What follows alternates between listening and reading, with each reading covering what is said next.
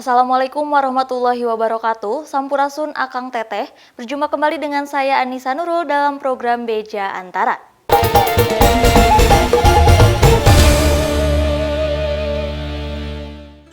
Demi mencegah mewabahnya penyakit mulut dan kuku pada hewan ternak, Dinas Peternakan dan Kesehatan Hewan Nusa Tenggara Barat meminta MUI setempat mengeluarkan fatwa terkait pemotongan hewan kurban, seperti memperbolehkan pemotongan hewan kurban di daerah asal sebelum didistribusikan untuk kebutuhan Idul Adha 1443 Hijriah.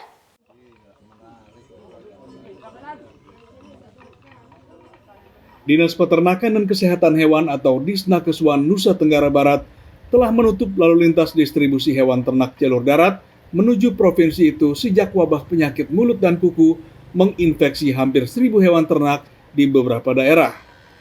Kebijakan tersebut akan dibarengi dengan solusi untuk pemenuhan kebutuhan daging daerah, khususnya mendekati momentum Idul Adha 1443 Hijriah mendatang. Seperti pemeriksaan kesehatan hewan ternak sebelum mendapatkan izin pengiriman langsung dan penyemprotan antivirus pada kendaraan distribusi. Untuk itu, Sekretaris Disnakeswan, Rahmadin, yang ditemui di Mataram pada 18 Mei, mengatakan akan berkoordinasi dengan Majelis Ulama Indonesia untuk mengeluarkan fatwa agar kebutuhan daging, khususnya untuk hewan kurban, dapat disembelih di daerah asal sebelum didistribusikan ke daerah tujuan demi menekan penularan PMK pada hewan ternak lainnya di NTB. Ini yang kita masih koordinasi lebih intens lagi bagaimana untuk menyikapi ini. Ada solusi kemarin khusus untuk hewan kurban, kita minta fatwanya MUI bahwa hewan kurban itu bisa dipotong di daerah asal. Hingga kini Disnakeswan NTB telah mendeteksi 2 daerah dengan status penularan PMK tertinggi, yakni di Kabupaten Lombok Timur dan Lombok Tengah. Seluruh kasus tetap dalam pengawasan pihaknya dan dalam instruksi karantina atau dipisahkan dengan hewan ternak lain yang memungkinkan dapat menjadi media penularan. Dari Mataram, Nusa Tenggara Barat, Kusnandar, Kantor Berita Antara, mewartakan.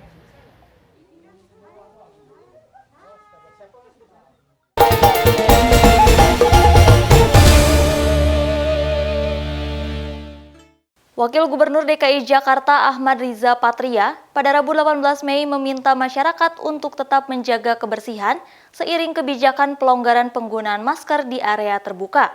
Warga ibu kota pun menyambut baik langkah tersebut, seraya berharap juga diikuti pelonggaran-pelonggaran lainnya. Warga ibu kota menyambut antusias kebijakan pemerintah melonggarkan penggunaan masker di area terbuka.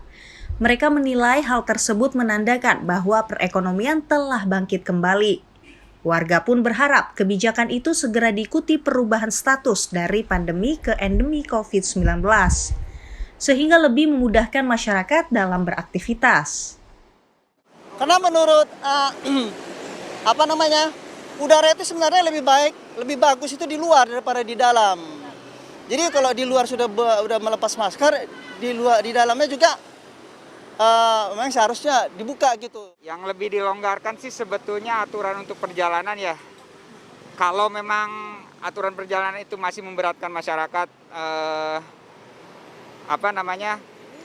untuk bepergian baik dalam maupun luar negeri ya aturannya mungkin bisa lebih dilonggarkan. Sementara Wakil Gubernur DKI Jakarta Ahmad Riza Patria yang ditemui saat meninjau proyek renovasi SMK Negeri 24 Jakarta pada 18 Mei meminta masyarakat untuk tetap menjaga kebersihan seiring pelonggaran tersebut.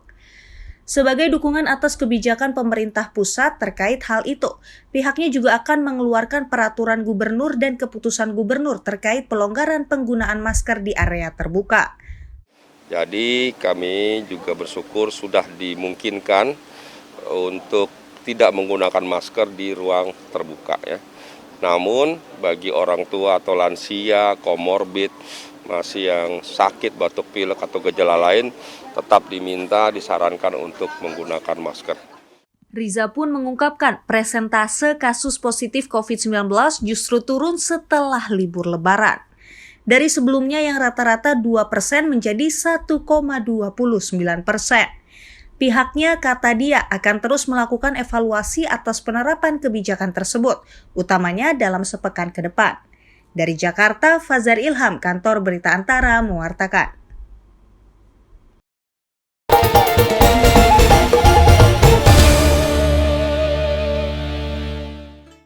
Melandainya kasus COVID-19 di tanah air telah membuat pemerintah melonggarkan sejumlah kebijakan penanganan. Di sisi lain, PPKM tetap diberlakukan, karena menurut juru bicara pemerintah untuk penanganan COVID-19 Wiku Adhisa Smito, pada Rabu 18 Mei untuk mempertahankan situasi yang sudah terkendali.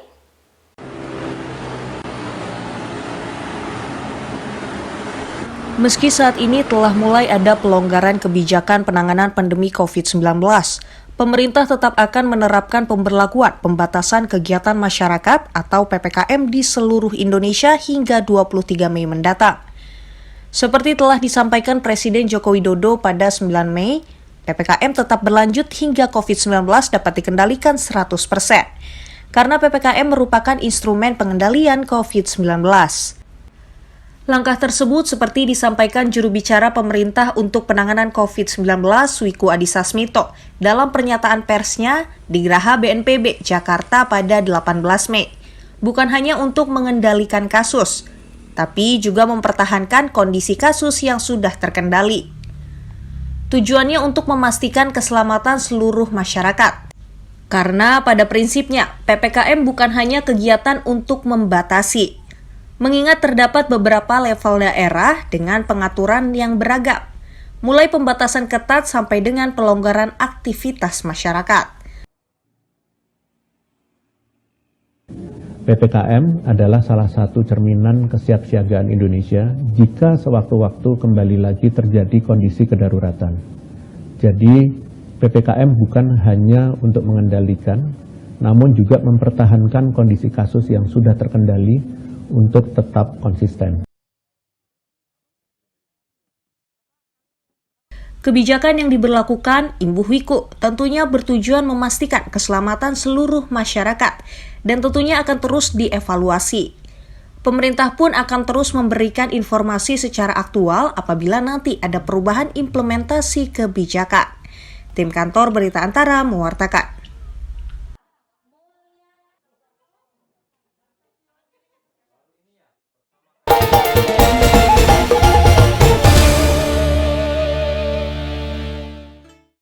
Pandemi COVID-19 telah memaksa masyarakat untuk bertransformasi secara digital dalam berbagai aspek kehidupan. Hal tersebut juga mendorong masifnya ekosistem ekonomi digital di tanah air.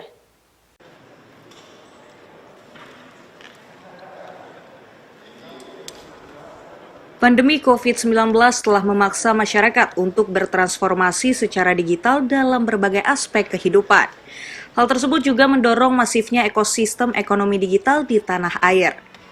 Karenanya dalam Second Digital Economy Working Group Meetings atau pertemuan DEWG G20 kedua yang berlangsung pada 17 hingga 19 Mei di Yogyakarta, pemerintah Indonesia bersama dengan delegasi DEWG G20 dan para knowledge partner menyepakati 5 subtopik yang dihasilkan dari satu prioritas pertama, yaitu konektivitas dan pemulihan ekonomi.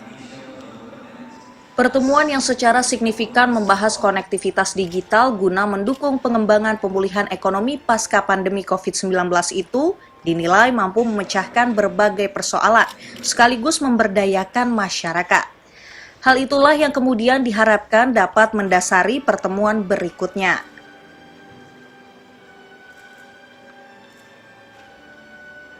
Saya ingin menyampaikan bahwa pertemuan Digital Economic Working Group kedua berjalan dengan lancar, dengan baik, dan fokus.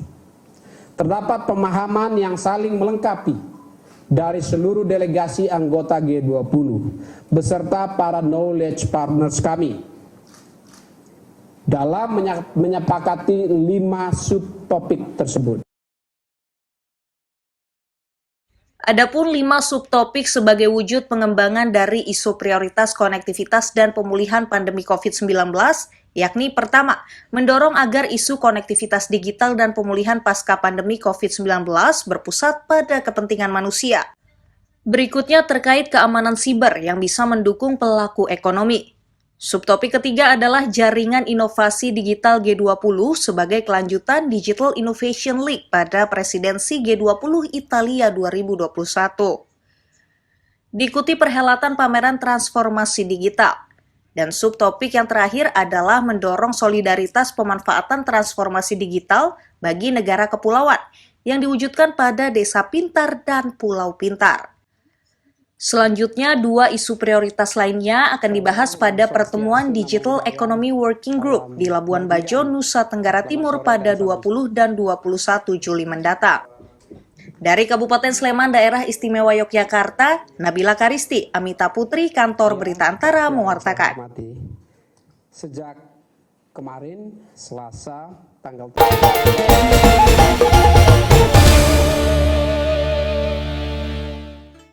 Menjelang berakhirnya masa jabatan pada 22 Mei mendatang, Wali Kota dan Wakil Wali Kota Jayapura Ben-Hur Tomimano dan Rustan Saru pada Rabu 18 Mei menyerahkan 15 rumah layak huni kepada warga Koyakoso, Distrik Abepura, Kota Jayapura, Papua.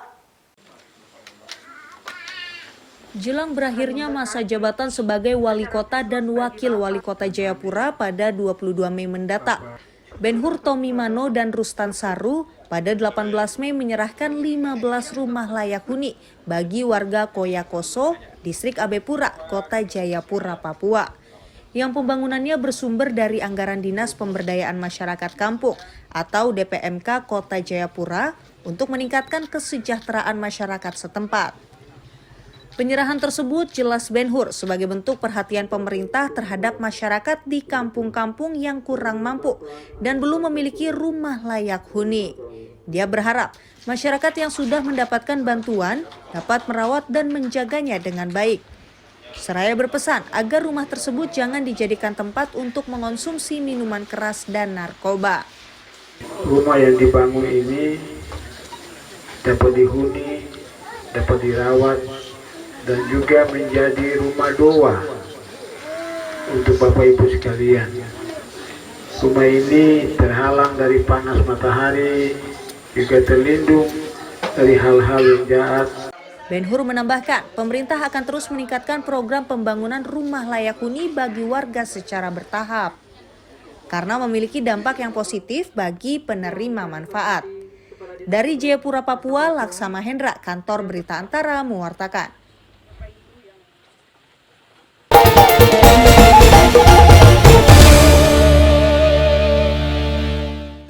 Pesona keindahan Candi Prambanan seakan melekat pada ingatan para delegasi Digital Economy Working Group 20.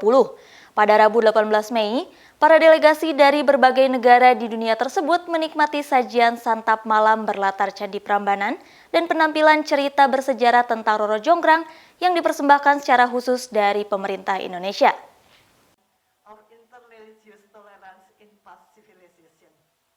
Yogyakarta memberikan kesan tersendiri bagi para delegasi Digital Economy Working Group DEWG 20. Pada Rabu 18 Mei, para delegasi berkesempatan menikmati hidangan khas Indonesia sambil diiringi cerita tentang Roro Jonggrang yang berlatar Candi Prambanan.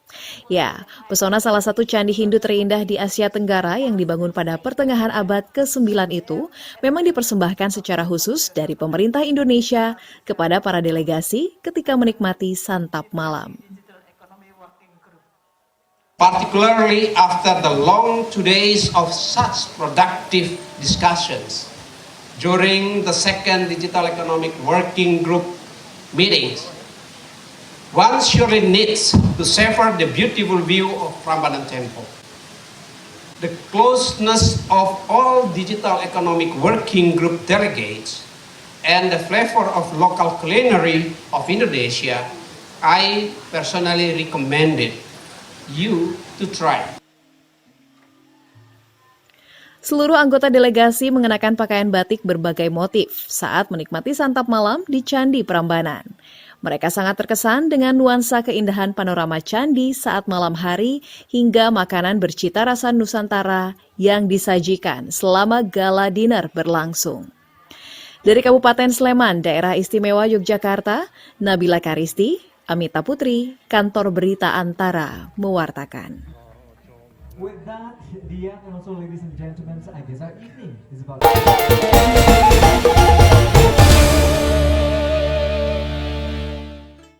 Bulu tangkis putri Indonesia saat ini tengah fokus untuk menaikkan ranking tim masing-masing atlet. Salah satunya mengumpulkan poin dengan mengikuti banyak kompetisi, serta mencapai ajang kompetisi bulu tangkis bergengsi. Menurut Herli Jainuddin, di Baekgyang, Vietnam pada Rabu 18 Mei, menaikkan ranking pemain dalam Federasi Bulu Tangkis Dunia akan menambah kematangan dan ketenangan para atlet dalam bertarung di ajang internasional.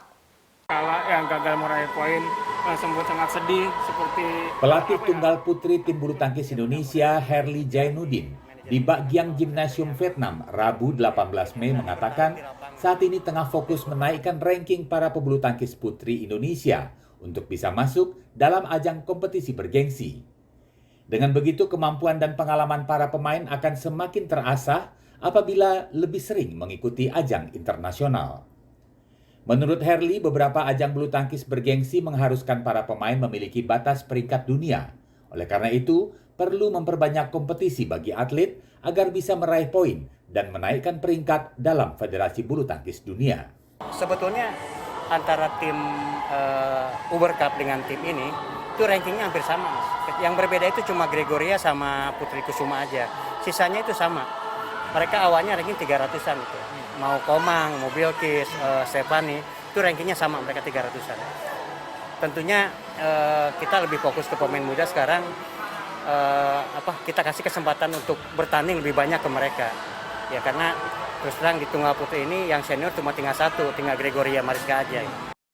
Herli menjelaskan kematangan pemain salah satunya datang dari banyaknya kompetisi yang diikuti.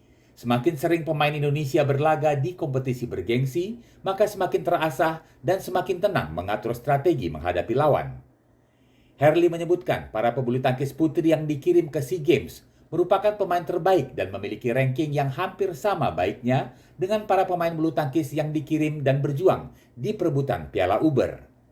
Dari Baekgyang, Vietnam, Farah Khadijah, Kantor Berita Antara mewartakan.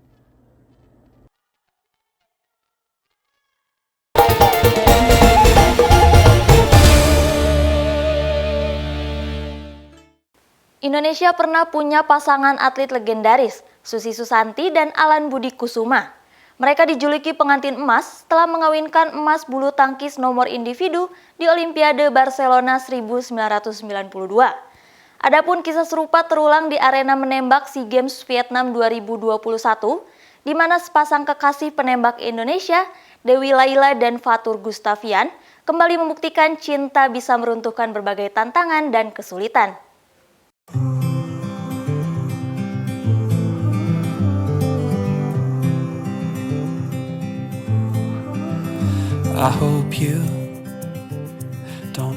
Ini adalah pasangan kekasih Fatur dan Dewi yang sukses mengawinkan medali emas pada SEA Games edisi ke-31.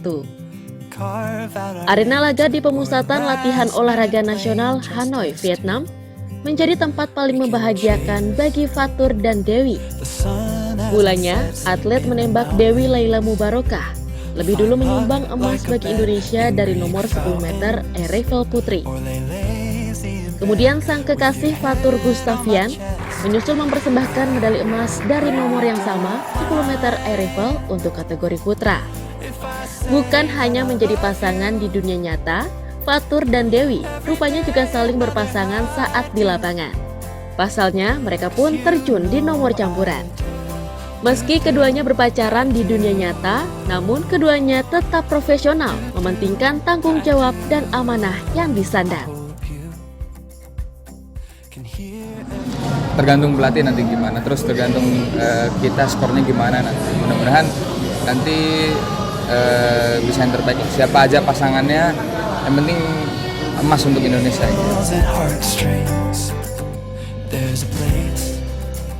Kisah Fatur Gustavian dan Dewi Laila Mubarokah mengingatkan kita pada romansa pengantin emas bulu tangkis, Susi Susanti dan Alan Budi Kusuma. Mereka seolah membuktikan bahwa cinta bisa merubuhkan kesulitan di arena pertarungan. Dari Hanoi, Vietnam, Cynthia Gesino, Kantor Berita Antara, mewartakan.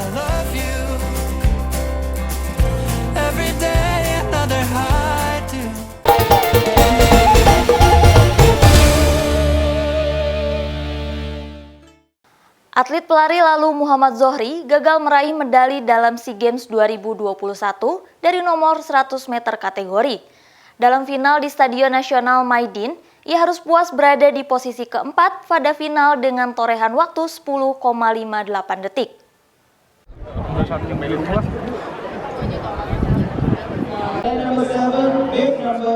Atlet lari lalu Muhammad Zohri gagal meraih medali SEA Games 2021. Atlet muda berumur 21 tahun itu turun pada nomor 100 meter putra dengan torehan waktu 10,58 detik. Dalam perlombaan di Stadion Nasional Maidin, Rabu 18 Mei 2022, Zohri mengatakan baru saja sembuh dari cedera hamstring yang mempengaruhi penampilannya yang belum cukup prima. Kemarin saya balik sebenarnya kan terapi dulu tuh selama berapa bulan lah. Saya balik ke track itu 2 minggu, latihan. Seminggunya baru blok sama estafet. Medali emas atletik nomor 100 meter putra akhirnya dimenangkan pelari Thailand Puripol Punson dengan catatan waktu 10,43 detik. Sementara, medali perak dan perunggu diraih pelari Thailand lainnya Sorawat Dapang dan pelari Singapura Mark Brian Lewis dengan catatan waktu masing-masing 10,55 detik dan 10,56 detik. Dari Hanoi, Vietnam, Cynthia Gesino, Kantor Berita Antara, mewartakan.